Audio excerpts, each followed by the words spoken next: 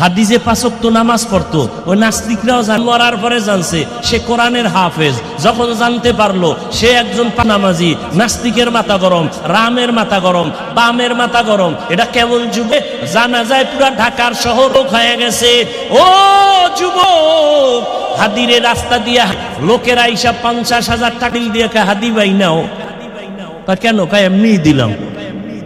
আর তুই রাত্রে মোবাইলে আকাম করবি, এমবি নাই কি নাই।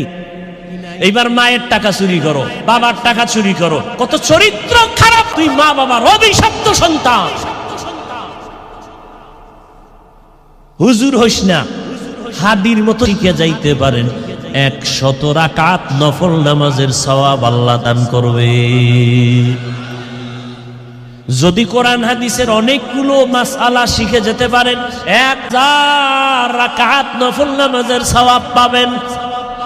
শুধু কি তাই, এখান থেকে যদি তওবা করে গুনাহমুক্ত হইয়া আল্লাহর কাছে ক্ষমা চায়, কান্না করে হন, নবী বলেন বাইতুল্লাহ জিয়ারত করে মায়ের গর্ভের বাচ্চা যেমন নিষ্পাপ দুনিয়াতে আসে, কোনো গুনাহ নাই, কোরআনের বাগান থেকে যারা বাড়ি যাবে তারাও নিষ্পাপ, নামায় গুনাহ থাকে না।